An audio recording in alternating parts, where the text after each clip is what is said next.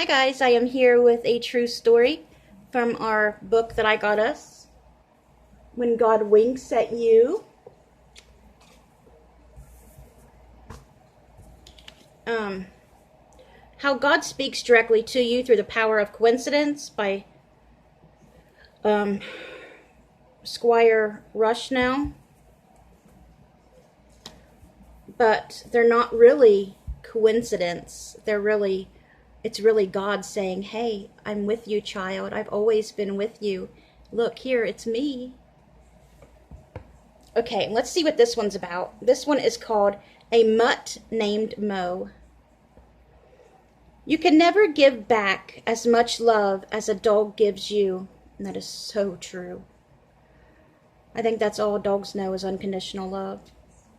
And Chuck McCain, the comedic film and TV actor with the friendly boyish face, he was reminiscing about the black lab and beagle mongrel that once rode next to him in his SUV.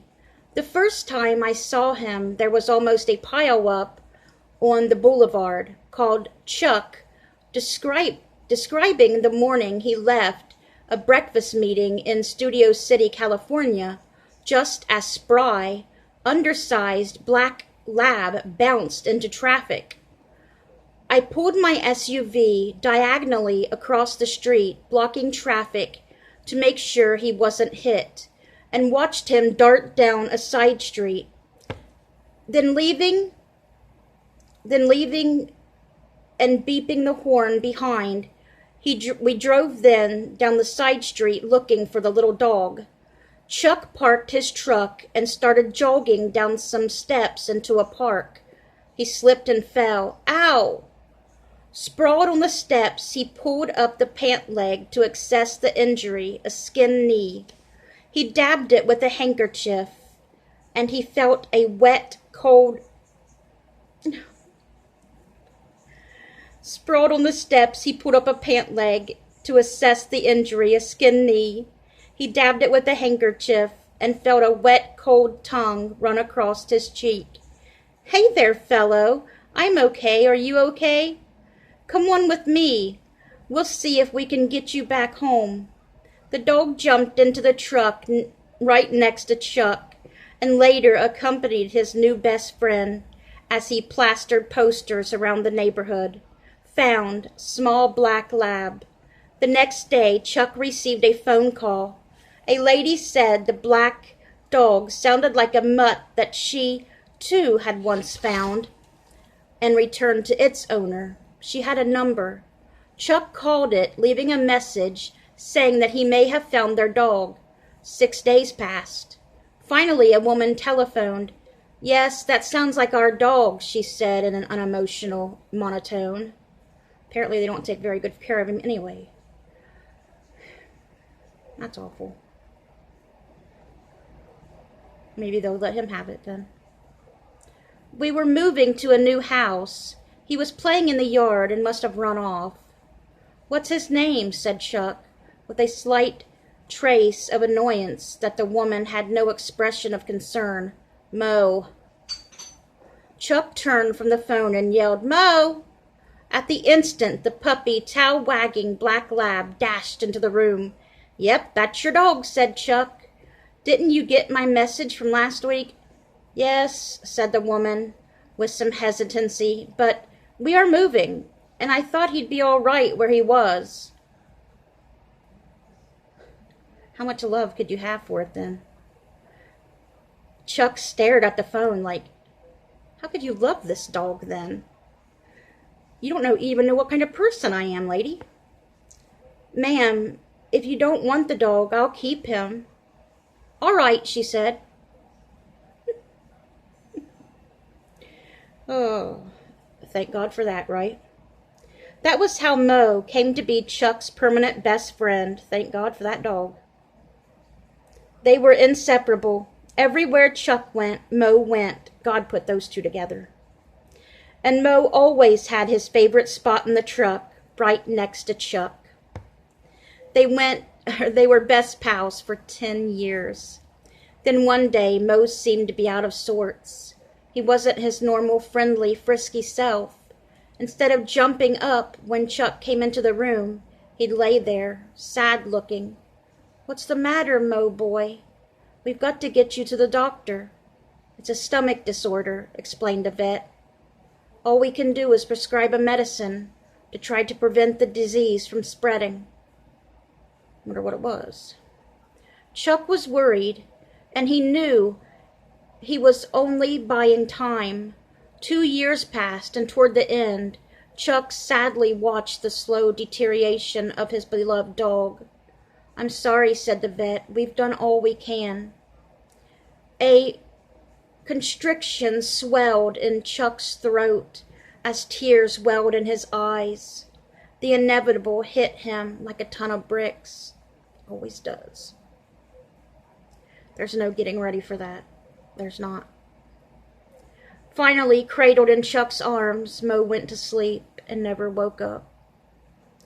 The next 10 months of mourning were unbearable. I know how that is. With all my heart, we know how that is.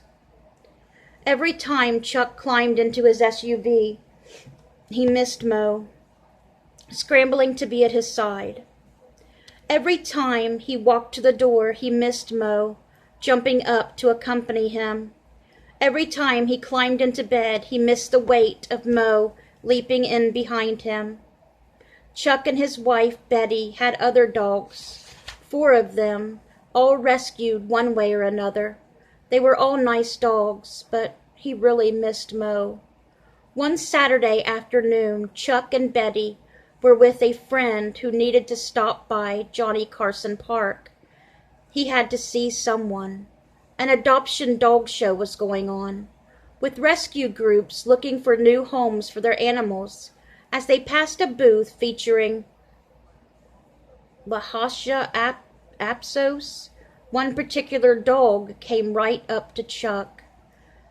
"He's like a small bag of feathers," said Chuck with surprise, lifting the tiny dog with a soft fur and a face that belonged on a stuffed toy. I can picture that right now.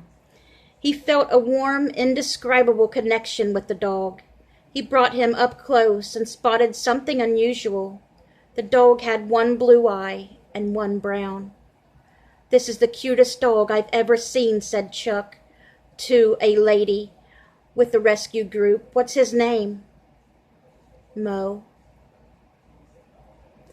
The world stopped, or so it seemed. Chuck was astonished. He momentarily stared at the woman. "What did you say?" "His name is Moe," she repeated. Chuck and Betty couldn't believe their ears. I've got to have this dog," he said. The lady smiled, shruggingly slightly. "Put your name on the list," she said.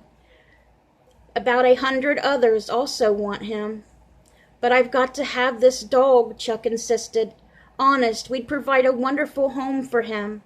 Look how we've bonded," he said, stroking the dog's little head. Accustomed to such persistence, the woman started asking questions. "Well, where would he sleep?" "On my bed, of course," replied Chuck, with an air of, "Wouldn't everybody know that? We have a house built for dogs. They just let us stay there," continued Chuck, trying to score some points with humor. "They have their own door. They come in and go as they please, into a dog run. Please come visit our home and see for yourself." Later that day, that's just what the lady did. Satisfied that Chuck and Betty could indeed provide a wonderful home, the woman placed the little Lhasa Apso with 1 blue eye and 1 brown eye into Chuck's arm. "God blesses those who mourn, for they will be comforted." Matthew 5:4. She placed Moe into Chuck's arms. Little 6-month-old bag of feathers with the unbelievable name of Moe. "I'll always miss my first Moe," said Chuck, "but this little Moe is filling a big hole in my heart." Not only did God bring Moe and Chuck together, but he brought Chuck to another Moe, and I think his first Moe had a part to play in that as well. brought him right to that dog that needed him. And to let him know that that was the right one, that dog's name was Moe. And that's not a common name you hear for a dog or a person, Moe. Why do we grieve the loss of a pet as much as the loss of some people?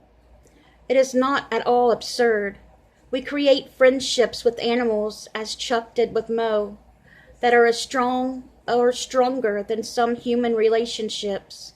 So it is very natural to experience the same deep sense of loss and sadness. And the God winks at the time of these transitions are comforting messages. God, it scared me to death. I need a tripod bad. Scared me to death. And the God winks at the time of these transitions are comforting messages that in God's big picture, from his perspective, it all does what makes sense. Amen. I can tell you, I didn't think I was going to make it through mourning for Dottie. I could not have mourned for her more if she was my human child. I was mourning, Sherman and I were mourning for our daughter, our baby. And it would have been no different if she was a human child. And people made fun of me and everything, but I don't care. That was our love for each other. I had her since she could fit in the palm of my hand. I fed her, I had to get special milk, mother's milk from a vet's office and feed her with an eyedropper. We knew each other since she was born. She was my baby. She followed me everywhere I went. And Sherman had been with Dottie since Dottie was 1 year old. She's our little girl. She still is and always will be. And we'll be with her again someday. Truly will. And that keeps us going. Knowing that we'll all be in eternity together again one day. I hope you guys enjoyed that story, and I hope you guys have a great rest of your night. Good night, guys.